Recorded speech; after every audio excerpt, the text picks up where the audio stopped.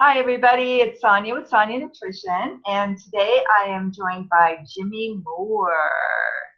Jimmy is an international best-selling author, blogger, best known for his podcast, Livin La Vida Loca.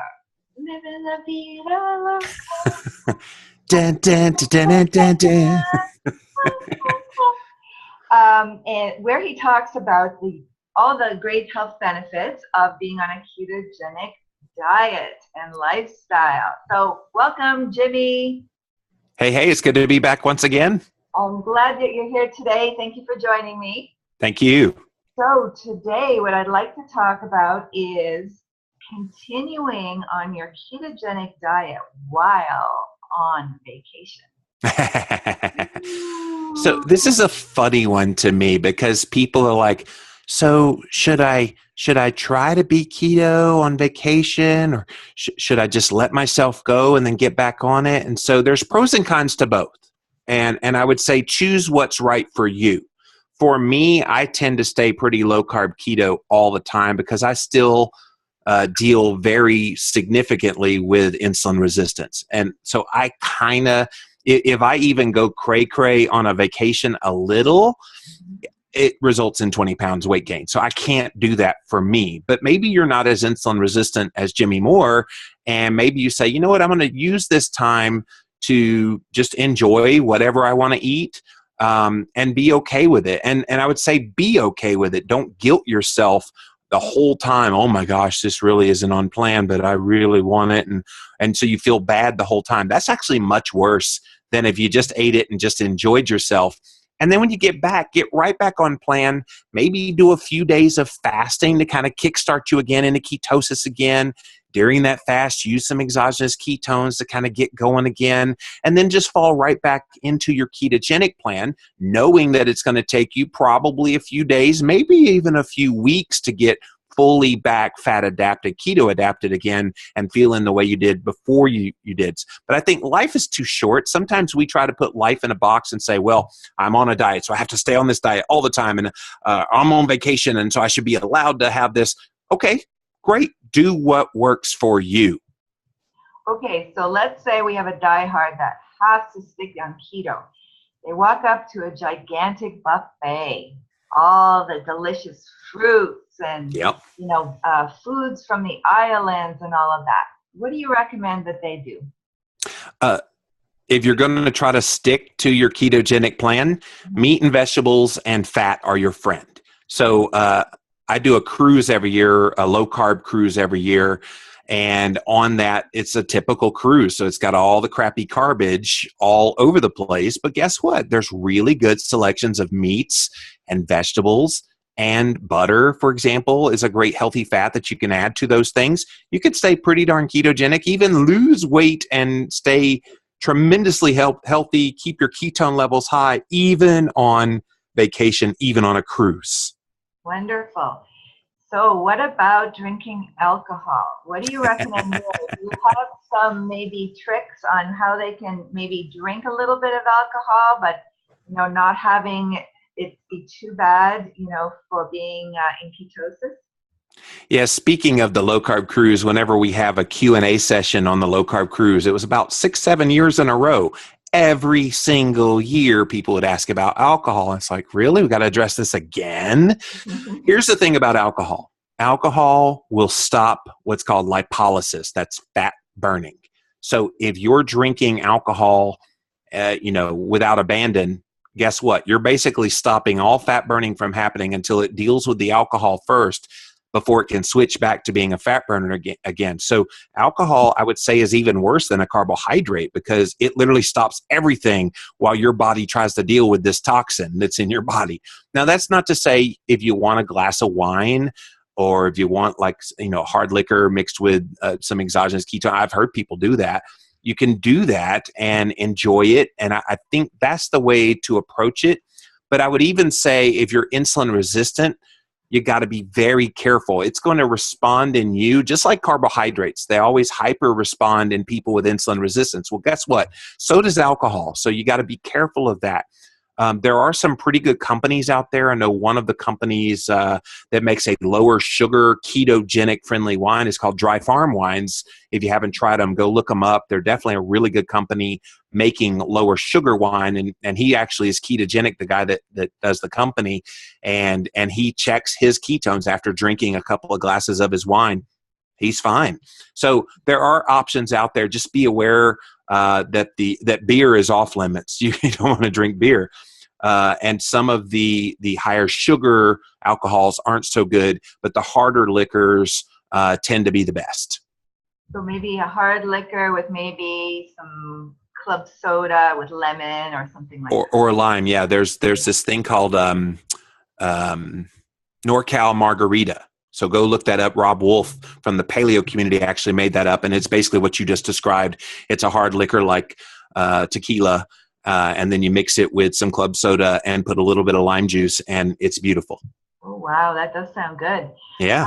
You had mentioned earlier a low-carb cruise. Is there one coming up this year that you can tell us about? Yeah, so it's May the 19th through the 26th, and it's actually our 10th one. We've done so many of them now, so we celebrated a big one this year, number 10.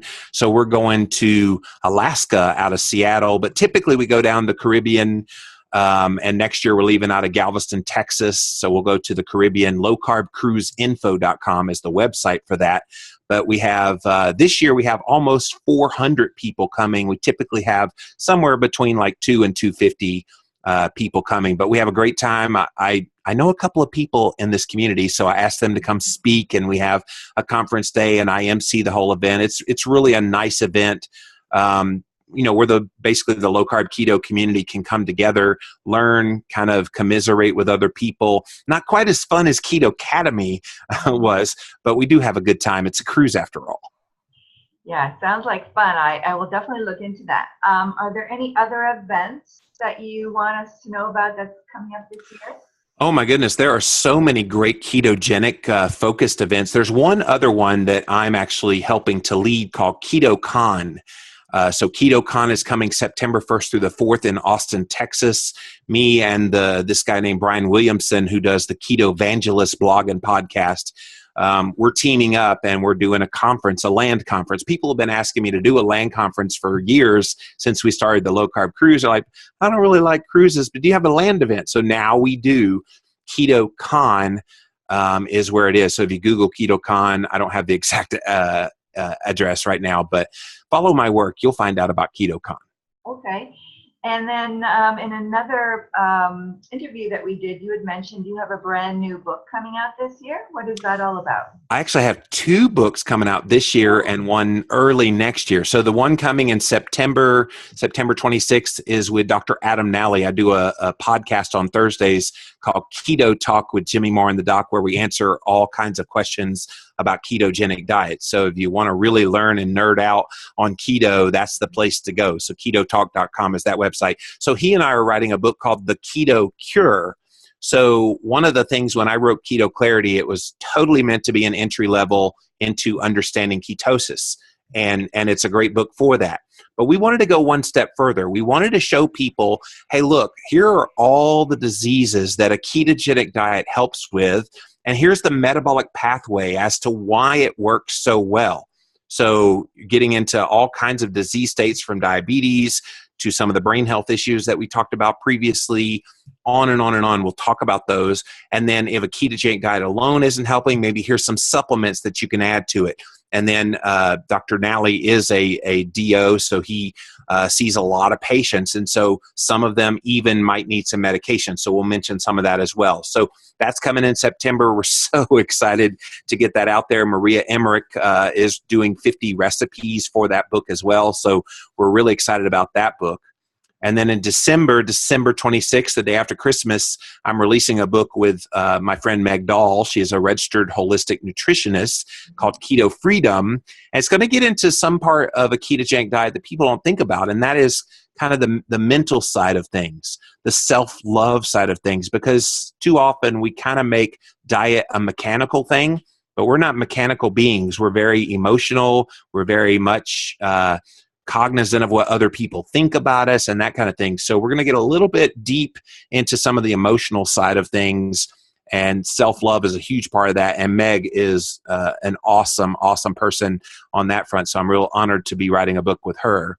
And then the last one is coming in early 2018, The Weight Loss White Lies, where I'm going to basically call out the weight loss industry. I think they've been lying to people for years. They've been selling a false promise, and they've made billions upon billions of dollars off of these gullible people, sadly, that are falling for all these tricks. So I'm gonna expose the tricks and try to help save people from going down the wrong path. So busy man the next year. Wow, sounds great.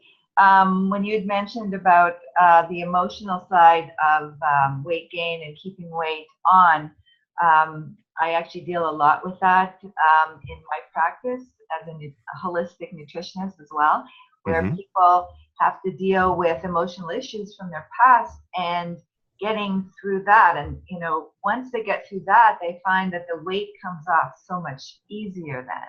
So, yeah, my own personal story, when I started the Atkins diet in 2004 and was 32 years old, I had literally just reconciled with my dad. I was beat as a kid and didn't have a great childhood, and it haunted me my entire 20s.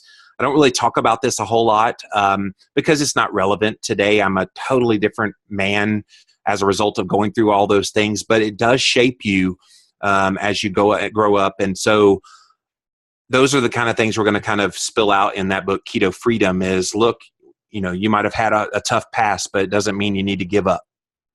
That's very, very true. I really look forward to that book. I think that's really important. Fantastic. Okay, so if you want more information about Jimmy, visit his website, www.livinlavidalowcarb.com, and follow him on Twitter and Facebook. And don't forget to check out some of his current books, Keto Clarity and the Ketogenic Cookbook. And I will post all the links below this video so that you can either look up information on my site or on Jimmy's site. So thanks, Jimmy. Thank you very much. It's a lot of fun. It was great. I really appreciate you joining me today. So everybody, I hope you have a very healthy day, and we'll talk to you soon. Bye-bye.